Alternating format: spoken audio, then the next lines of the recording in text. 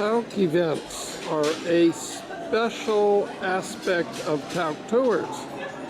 So what do they mean? Hi, I'm Sinead Palmer-Sunby with Tauck Tours and Events, and I just wanted to talk to you about the Tauck event in New York and why we chose New York as a theme and why it's so important.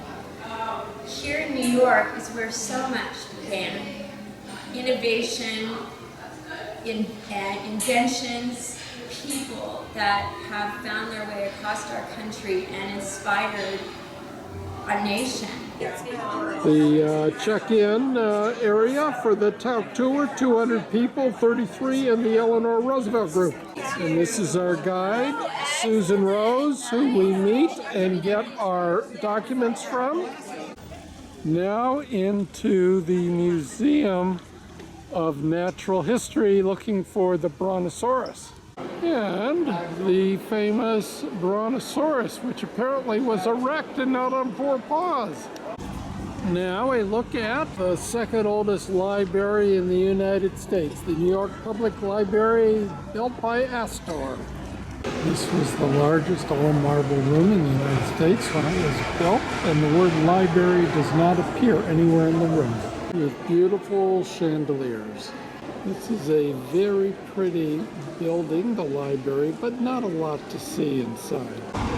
Now we will proceed to Trump Tower, where Donald Trump lives and where he does all of his campaign speeches. Looking down at the Trump Bar, this is where he does his broadcast from.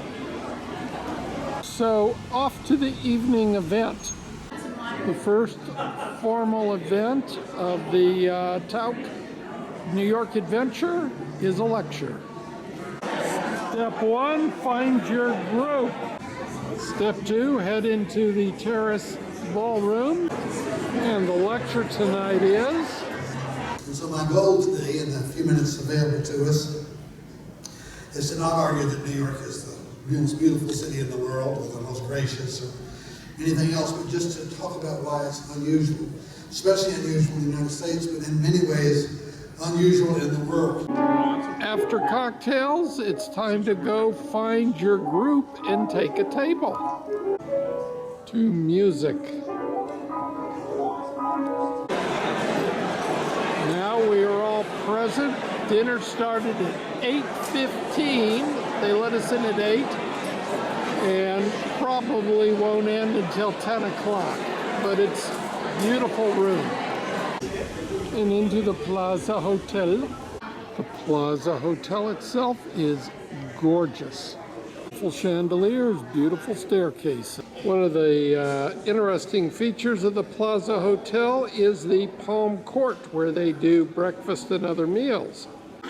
Following breakfast at the Palm Court, it's time to go look at the house that Eleanor and Franklin Roosevelt lived in from 1907 to 1941. This is one of the few rooms, the Roosevelt Library, that is anywhere near the original. Most of the rooms are classrooms or gutted.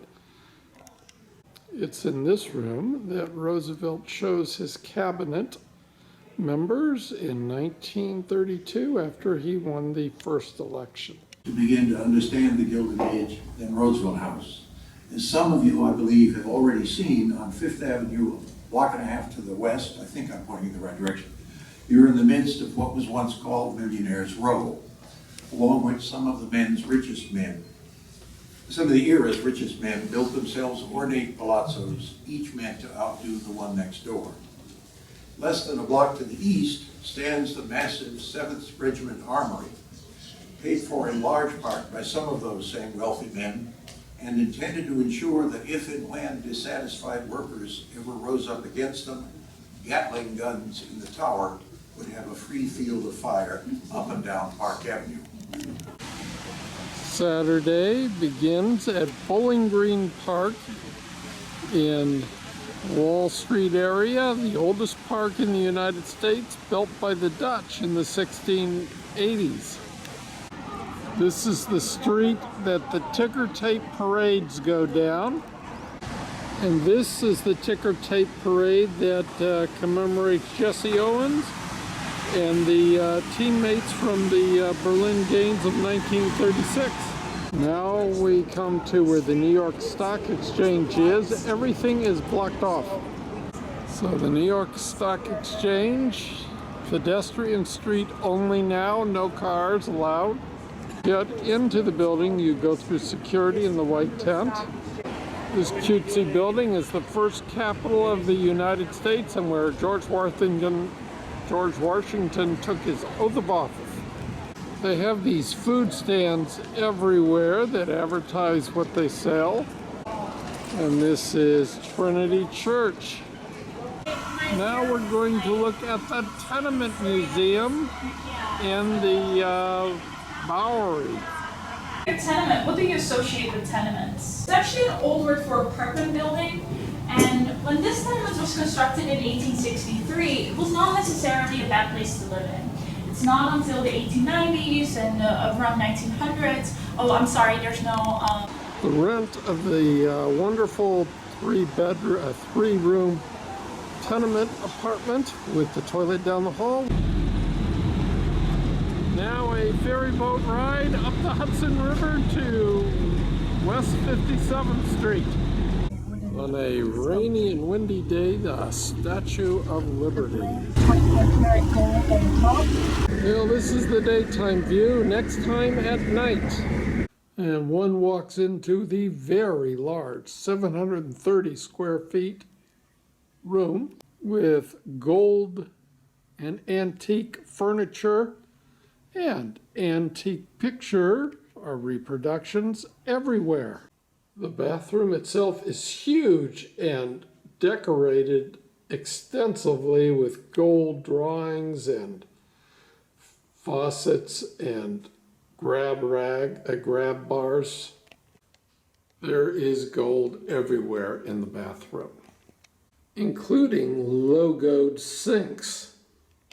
In summary, it's a very large, very gold, beautiful room. Nice place with solid beds. A nice place to spend an evening at the Plaza Hotel in downtown New York at the corner of Central Park. Congratulate Tauck on their 90 years of exemplary service, of offering us all first-class travel opportunities and helping to make true, in every sense of the phrase, Mark Twain's extraordinary quote that travel is fatal to prejudice, bigotry, and narrow-mindedness. Private, I very rarely spoken about this. I've had a private and intensely personal experience walking this city alone, almost every decade of my life. I often sense all those who have walked this particular block I happen to be on before me, over the centuries of this city's life. Sunday, the last full day of the Tauck Event tour on New York begins in the lobby awaiting the call to go outside and have group photos taken. And when your photo time comes, you head out into the cold. Every morning as we arrive for breakfast in the Palm Court, Janae in pink is there to help Tauck guests. Most interestingly, from my perspective, because it was innovation entirely by accident. Nobody meant any of this to happen. I'll explain why. But what we ended up with was this extraordinary place that I studied for 5 years writing my book. And walking around the complex, seeing the campus and all of the buildings outside, the artworks, of course, the friezes, the statues, learning about the different offices that have their headquarters there, and the history of the building. Now we are in Rockefeller Center, or the Rock 30 Rock, across from Radio City and the Rockettes. Now to the 67th floor and the top of the Rock, built in 1933. So we're on the 68th floor, and that's the 69th floor, which is far too windy with my hat on for me to go visit. The Empire State Building, 104 stories high.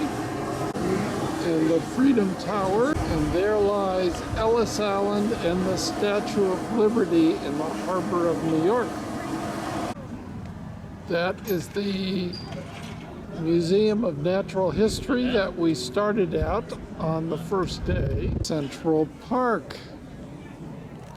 What is the toughest part of running this tour, Susan? Our guide, Susan. Well, I would say that it's the operations, the sheer movement of people around New York City. This place has all kinds of things going on. Just last week, we had the Pope, the President, and Beyonce all making appearances. So, just the operations.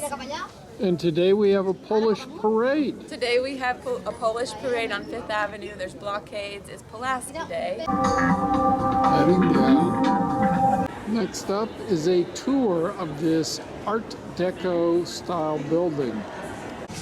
That's the Fox News building, built by the Rockefellers and actually part of Rockefeller Center. Christie's, carved in 1933 when the building opened. It looks like the woman is doing videotaping, looking down the tower to Atlas. From the back facing St. James Cathedral, you could see that Atlas has got his arms out like he's crucified. So this is the Channel Gardens, the famous statue of Prometheus at the entrance to 30 Rock Tower. The drawing on the ceiling is called Time, and that is Chronos balancing the future and the past. When we go to the other side of the room, he's still looking at us. Lunch is at the Tavern on the Green in Central Park. The Tavern on the Green was in Sheep's Stable once upon a time. The door and into the restaurant we go.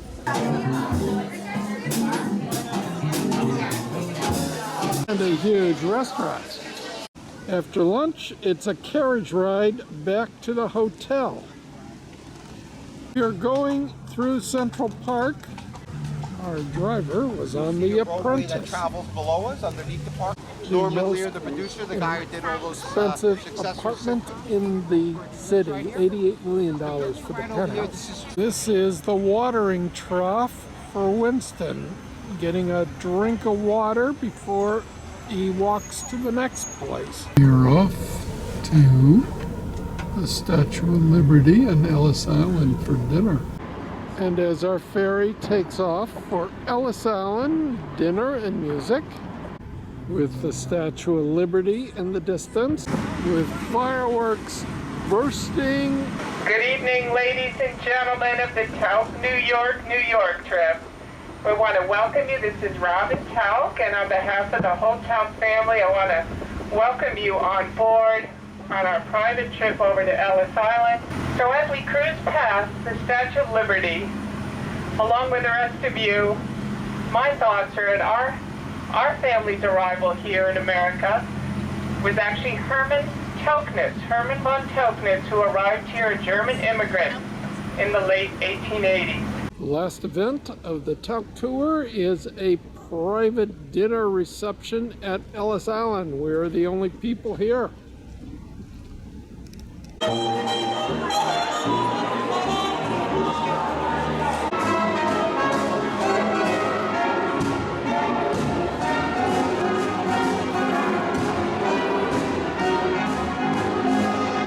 Probably a good time to bring this video of the Tauck NY Event, 5 days, booming in.